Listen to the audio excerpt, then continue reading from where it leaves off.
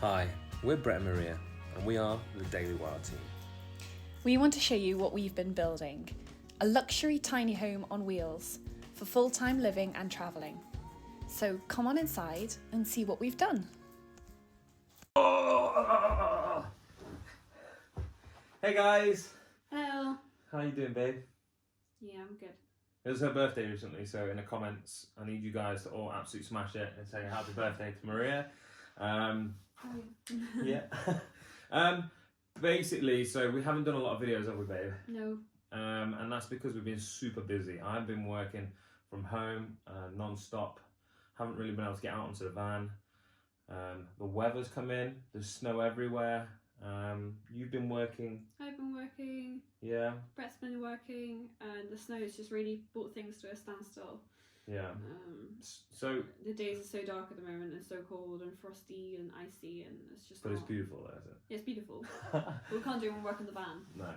So basically, what we've done is we started finishing off the parts on the top of the roof box. So the linear actuators went in, and the linear actuators that I got actually were faulty, and one of them would stop halfway through the movement. So it was pulling down on one side, wasn't it, babe? And it was starting to look like it was bending the solar panels, which was absolute nightmare. So that took a month of communication back and forth to a Chinese company to find a resolve to this. And finally, we got a replacement. Mm-hmm. Well, no, we got a full refund, and I bought two from a different company because I didn't want to use that company again. Them two are on the roof now, and it works amazingly. And Instagram, you can see the video of the snow on top and it going up and down. But the snow doesn't come off. The snow doesn't come off because it's really annoying. Yeah, I think it's because it sticks. Frozen. It's frozen to it. So what we'll have to do in the future is lift it up then just get a big brush and brush it off. We thought we were gonna lift it up and all the snow would go. Whoop. But it's not happening like that. So yeah, it'll be a matter of like just getting a big brush and pulling it down. So what we're going to run through on the video today is just a catch up really on the things that I did on the roof, and then what have we done inside? We've moved on. Yes, we have. Oh yeah, we have. We've moved on to the inside of the van. So Maria's just going to tell you what we've done in the van. And that's going to be included in this video. So it's off topic from the roof box, but that's because of the weather and COVID lockdown and not being able to get out from working at home. I think they get more work out of you when you're at home. Yeah. Yeah. So you can't escape your laptop. What have we done inside? We have bought some wonderful plastic cladding. That is PVC. Yeah. UPVC. UPVC. And it looks like wood tongue and groove cladding, without the knots and without all the dramas of wood clips and blah blah blah. And why did we put it on? We've put it on the walls inside the cab that are going to face the weather. So mainly it's to protect it against rain. We thought it wouldn't be really a good idea to have a wood facing entranceway and wood back doors, because if we need to open them and it's for an emergency and it's pouring with rain, all that wood's just going to get wet, and I don't know how much is going down the back, or like it might find some hole somewhere to get in, and then suddenly we've got a rotting problem and water pooling where it shouldn't be. We've got electrics all over the place. It's just not. We can't Not that trust the electrics are open to the elements, but no. But in case something gets down somewhere that we don't know about, or we can't see tiny little holes that water can get down. And then when it's moist, it can be damaged easier. And then when it's moist, yeah. So this UPVC cladding was like an answer to a lot of problems. It's paintable.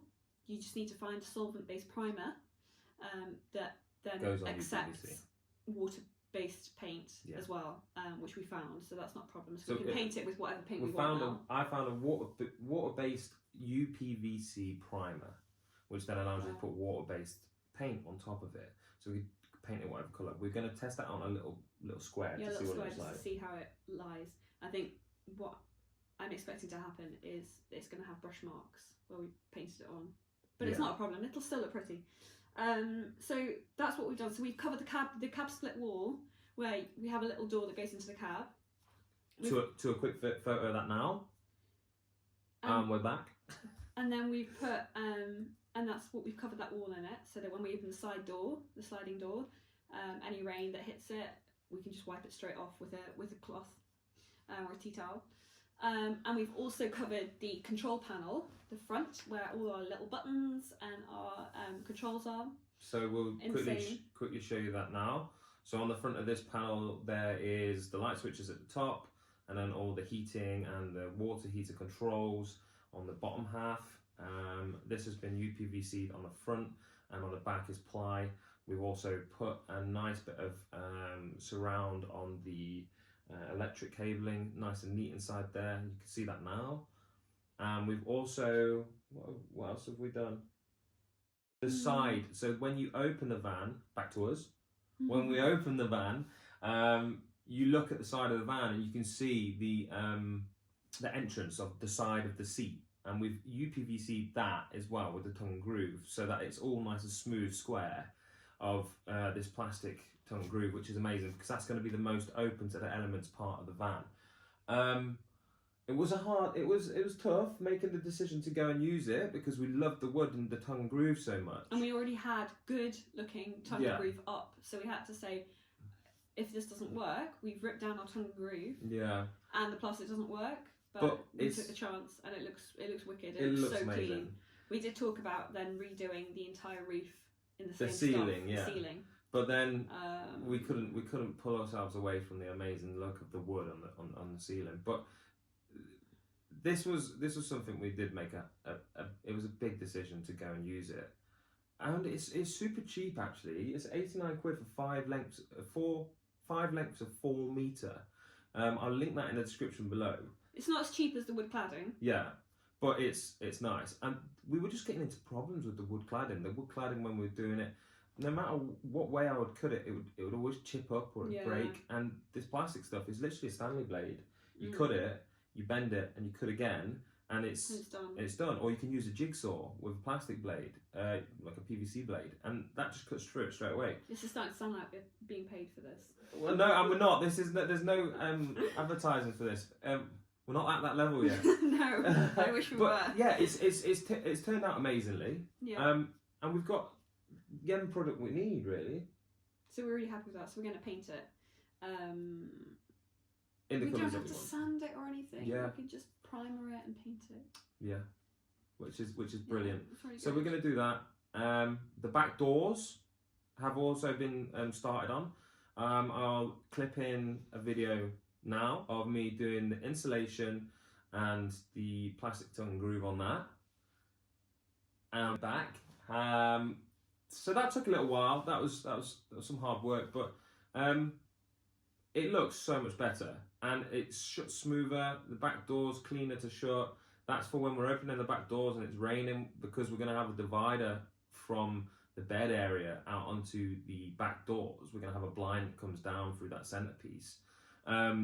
When them back doors are open, the only bits that are going to be visible, you can't see into the van because it's going to be a divider and it's lifted up, is going to be the bottom of the garage, the wall around the top of the doors, and the doors.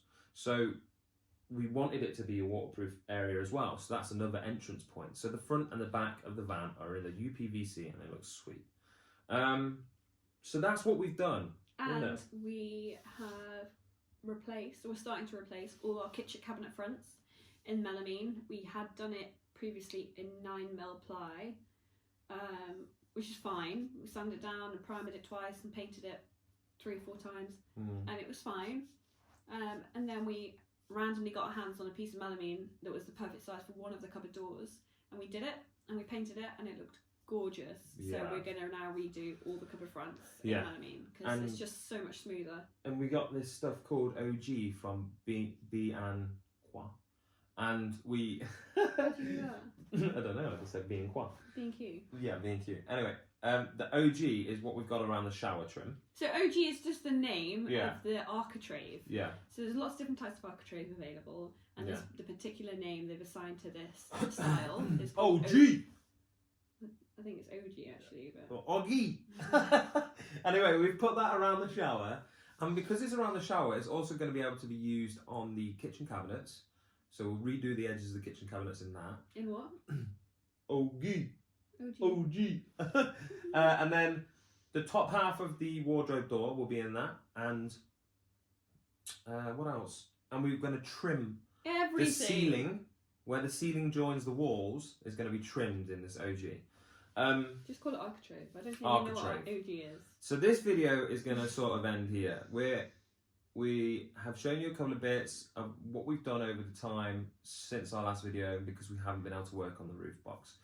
Within the next month or so, I'll show you the little bits I've done on the roof box, which is the hinges, the trims, the linear van's actuators. out there, by the way. That's why it's pointing over there all the time. The linear actuators. We need one more solar panel, and then we're putting our roof bags in after a big old deep clean, and then it's done. So that'll be what we do on the next video. But for now, this is what we've had to show you. Yeah. And we're happy with what we've done. And I don't want to feel pressured to film the same thing over and over again on the same thing. So I'm just going to start putting videos out there of what we're actually doing in the time frame that we're doing it. Like more like a blog in a way, or a vlog or whatever. I don't know, whatever they call it. These millennials now. So what do they need to do, babe? Like Need to like. It's there, yeah. Subscribe. And what's the other one? Put on your push notifications right here. Or follow. That's Yeah. the same thing. Yeah, it's the same thing. Anyway, thanks guys. Peace from the Daily Wild. See you later. Bye.